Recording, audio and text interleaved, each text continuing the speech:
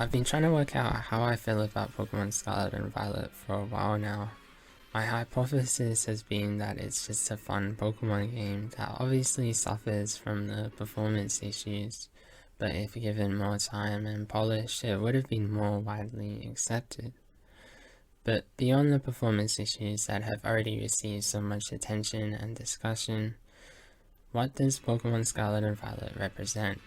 Well, when I first played Violet, I was immediately confused by how they undid some of the quality of life changes that Legends Arceus introduced and returned back to the old method of catching and battling Pokemon, as I found Legends Arceus much more enjoyable as it prioritized pace and seamlessness in battles and the overworld catching. You could catch multiple Pokemon within seconds as you did not need to enter into a battle screen, while battling was also very refined with the fast text, move animations, and transitions. The game didn't even slow down to ask you if you wanted to change Pokemon or to load EXP, so it was inevitable that Scarlet and Violet would be a bit slower with the return of multi-hit moves, abilities, and held items that were all removed in Legends Arceus. But it was disappointing that Scarlet and Violet decidedly reverted everything else back to the old and slow traditions, as it removes set mode as an option, while terrestrialization takes at least 10 seconds compared to strong and agile styles that only take 3 seconds at most. And all of these factors made the Terra Raid battles very unenjoyable, especially offline as everything is so slow. To be fair, Scarlet and Violet have made grinding faster with the quick heal and let's go feature that is still a bit finicky, but it's a nice option to have to train or collect items to make TMs. That was another great addition, and it built off of Legends Arceus progress to some extent, as battles are still occurring in the overworld and you don't need to wait for EXP to load, and outside of battle you can still change moves and names at any time. I've also kept the movable camera and the ability to throw the Pokeball to initiate a battle. Although I do miss being able to run around in battle and more importantly control when I want to initiate a wild battle, not just when I accidentally crash into a Pokemon. But at the very least, Pokemon are still displaying their unique personalities in the overworld, even if it's not quite the same immersion as Legends Arceus, where you can throw berries and wild Pokemon would communicate to each other. But overall, Scarlet and Violet is a solid combination between Legends Arceus and the traditional Pokemon gameplay, and it's certainly an improvement on Generation 8 as Pokemon are much more naturally roaming in the wild at a greater draw distance. Though I personally think Pokemon should just commit to implementing the Legends Arceus gameplay, perhaps without Pokemon attacking you, as that was only really appropriate in the underdeveloped history, but I'm excited to see what balance they strike in Generation 10. I'm also curious to see Generation 10's open world, as performance issues aside, I thought this was a really good first step, although I do have some gripes with it. Firstly, the towns. While I enjoyed many of the designs, there is virtually no reason to stay or return to any of them. There is shopping and a few unique facilities like hyper training, the Terra Raid exchange, and auctions. But it's frustrating how the same type of shops are repeated and spread throughout the region, or sometimes spread throughout the same city. The only redeeming factor for these towns is that the respective gym leader's personality and theme is reflected very well in the town's design. But otherwise, the towns are soulless as the people who inhabit Paldea are essentially just statues in the environment to make these towns appear more lively. Whereas in the previous Pokemon games, the townspeople have contributed to the atmosphere and theme of the game, but Paldea's people just smile superficially and have little purpose or much of anything to say. The same can be said with the wandering trainers who just try to clickbait you into battling them. Fortunately, this isn't a big issue as Scarlet and Violet has the biggest cast of characters we've ever had, I think, as the school teachers and gym leaders all have their unique personalities. But the lack of connection you feel to Paldea is a bit jarring after Legends Arceus that offered side quests and really involved you in the town's people's day-to-day lives. Whereas Scarlet and Violet tells all of the story for the main objective, that, as I said, works fine. It just makes Paldea feel much more empty and uninteresting, at least in retrospect. Especially when there are very few interesting structures or environmental storytelling in Paldea either. The Gamer Gold coins, gates, and stakes give you something to look out for, but it's disappointing that they didn't do more storytelling for the environment, as the mysterious Paldean past was hinted at throughout the history lessons, Violet Book, and Ruined Pokemon, but there's nothing much tangible to discover here. And aside from a ridiculous amount of items, and I hope future games allow you to craft items out of natural resources and be self-sufficient like Legends Arceus. Despite the missed potential of environmental storytelling, the appeal of discovering new Pokemon, adventuring the map, and testing your limits has never gotten old. Scarlet and Violet make it easier to traverse through the region with the optional trainer battles, and always being able to access Miraidon, that progressively gains new abilities through defeating the Titans. And this made the Herba Mystica questline rewarding and motivating to play as they slowly revealed Arven's tragic backstory. The Team Star arc was my least favorite questline, as the Star raids were not at all exciting with this joke time limit. Although I do think raids are better than having to battle against endless amounts of weak grunts, as that's more time consuming. Despite what I just said about the townspeople not adding much, I didn't like how the Team Star grunts were worried about you disbanding their base and were wondering what would happen to them. While I also liked the mystery and slight spookiness with Clive and Penny as you gradually get a grasp on Cassiopeia's identity. And I'm probably one of the only people who didn't recognize Clive's identity until they revealed it in the dialogue. And I'm also in the minority of people who prefer the lack of level scaling for the gym leaders, as level scaling every gym would likely result in the levels being similar to recent Pokemon games that people have complained have been too easy, and the open world makes it even easier to over-level. So I'm not sure that level scaling is what people really want, as I think the challenge and subsequent jubilation of defeating a difficult gym leader with an under-leveled team greatly outweighs any disappointment you feel after crushing a weaker gym leader with an over-leveled team. Like, I personally found it so enthralling and liberating being able to climb to the top of Glacidio Mountain and take on Grusha as my first gym leader with a severely under-leveled team. I got annihilated, but that just made me more motivated to take on the rest of the gym leaders so I could come back and get my revenge. I think we'd lose some of that storytelling if everything was level scaled. But I know I'm in the minority, and I imagine given the feedback, level scaling will be introduced in the future. And it is consistent with what the gym leaders say in the anime that they determine the strength of the team dependent on the number of gym badges you have. And even Champion Nomona said she did this. But in saying that, there are so many gym leaders who staunchly declare that they will not adjust their team for you, and that you have to be the one who matches their level. Level scaling aside though, I thought the battles were reasonably difficult. KD, Brashius, and Iona teams were rather disappointing due to the lack of coverage. While it's difficult to assess whether Terastallization actually made gym battles more difficult, as it gave the opportunity for Pokemon who fit the gym leader's theme, but would traditionally be excluded due to the different typing. And these Pokemon were given the opportunity to be equally strong as their counterparts, as Terastallization gives you a stat boost. Although Terastallization was also somewhat counterintuitive, as you retain the weakness of the gym leader's type. So unless the last Pokemon is faster or has immunity like Iona's last Pokemon that had Levitate, these battles actually became more anticlimactic and predictable after the gym leader Terastallized. It would have been more difficult if they had maintained their original type, like Staraptor maintaining its flying type for fighting sweepers, or Sudowoodo retaining its rock type for fire Pokemon, or even Kofu's crab keeping its ice type for the grass Pokemon.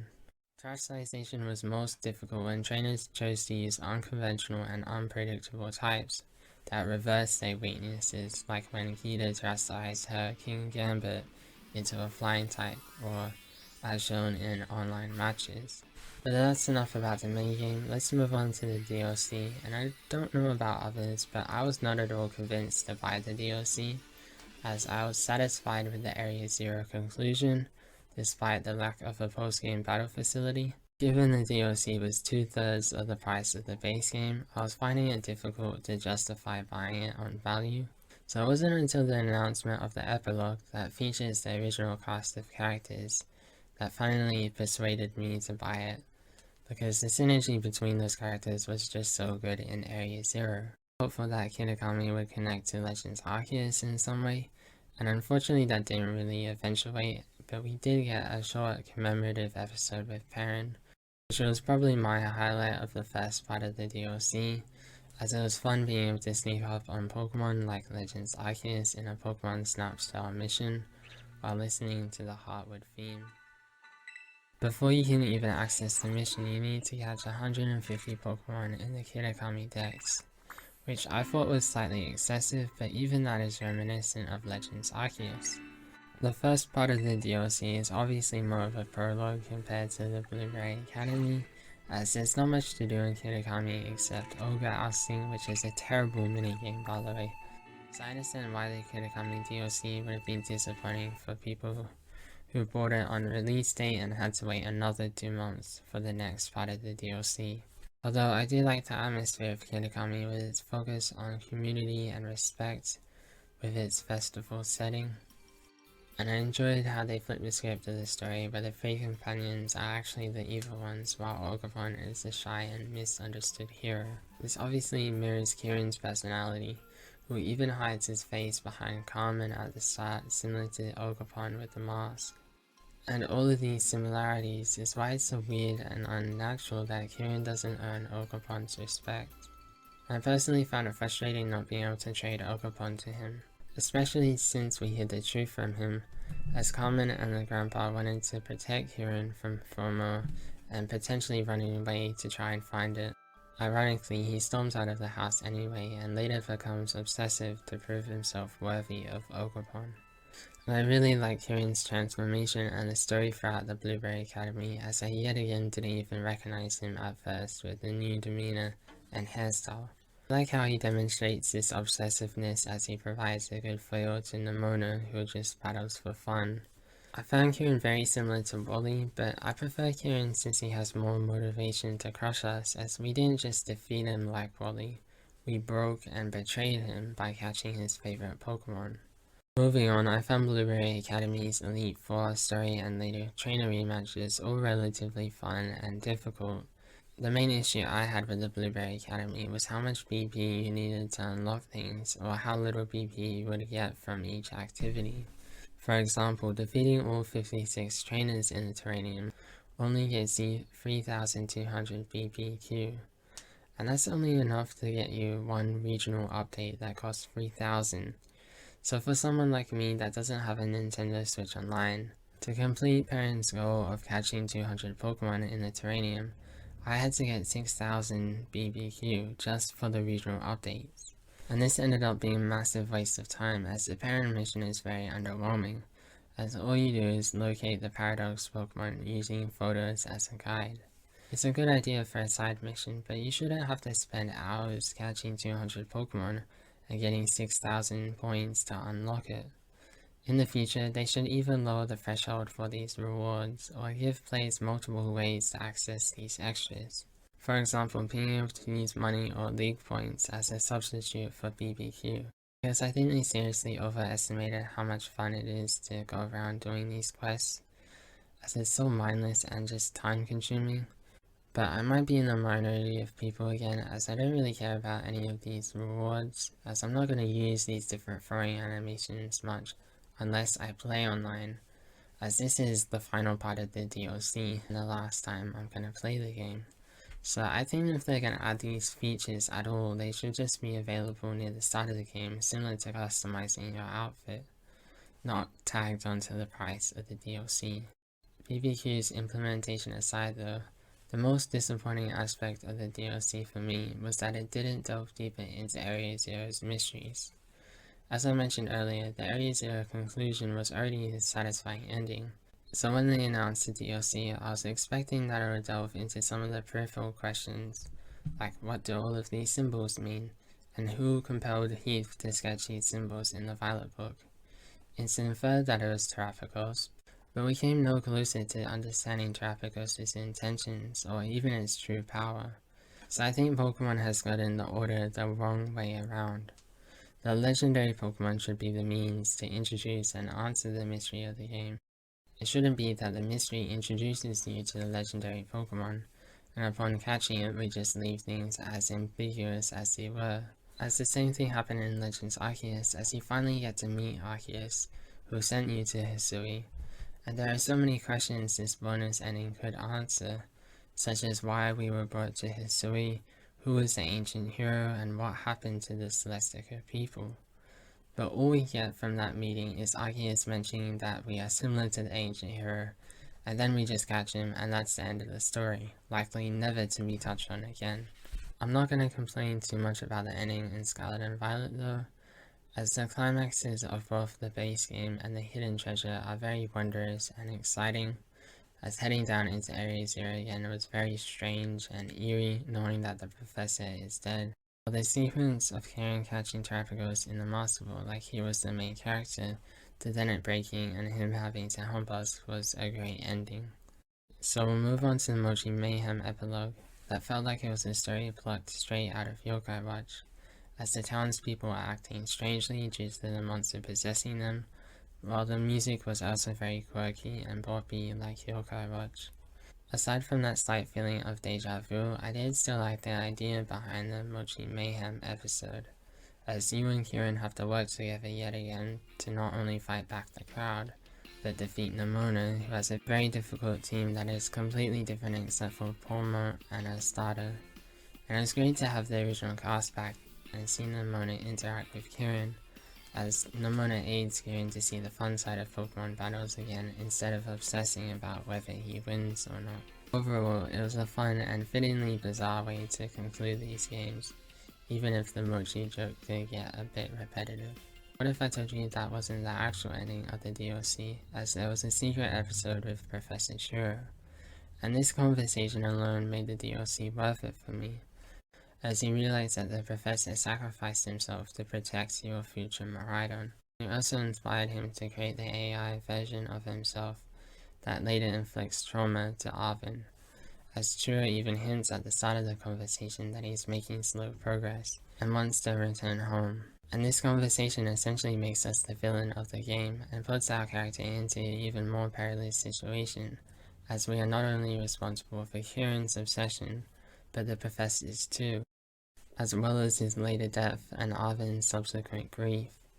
Yet no other character is aware of this conversation, as the professor likely didn't meet anyone else before he met his doom, while we're also hiding the secret from Arvin, much like we did to Kieran. Which all points to you being the villain of this game. That's why there wasn't a true villain.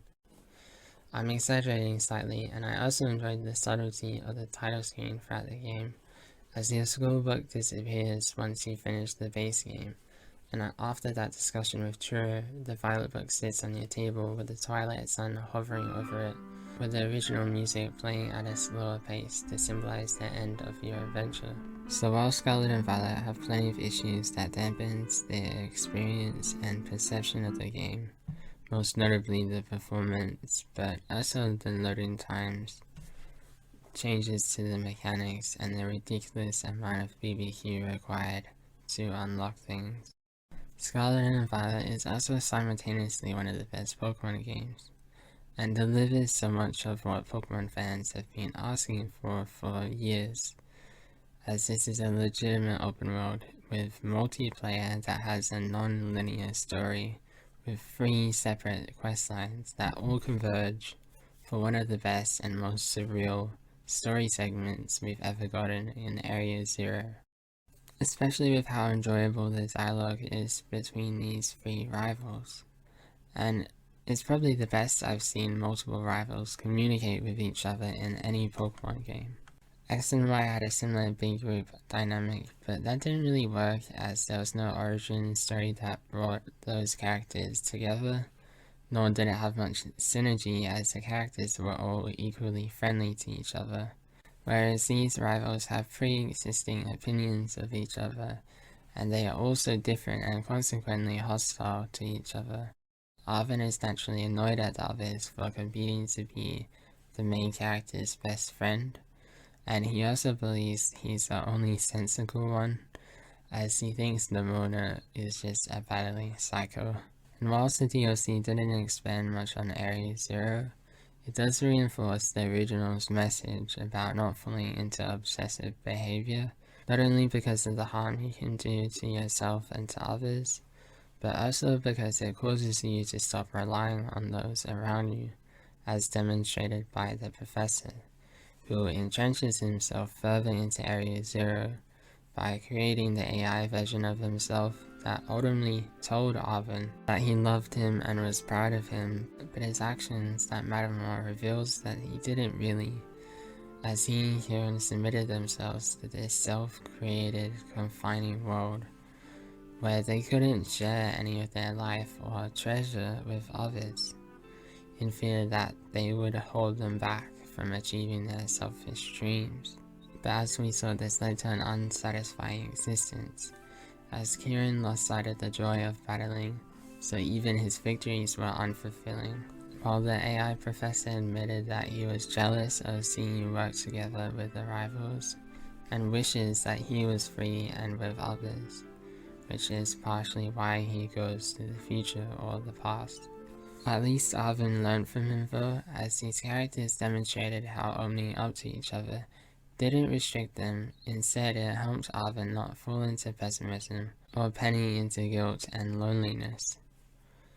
And I can't help but wonder, considering the amount of thoughtful breaks and meta discussion about the main character, if the professor was a big metaphor for how the developers have had to sacrifice their time for the players who care so deeply about the franchise and their special partners. I might be overanalyzing that aspect though, but I do wish the developers were given more time to work on this game.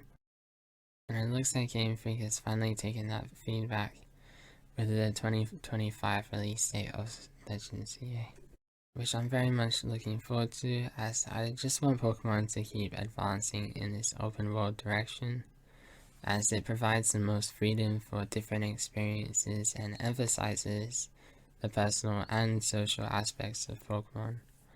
Although I know a lot of people want them to go back to making pixel art games, since that was their expertise, and they were more technically refined games. I now prefer this weird and wacky direction, even with the ups and downs and technical flaws, and I'm looking forward to seeing them continue that trend with the unpredictable release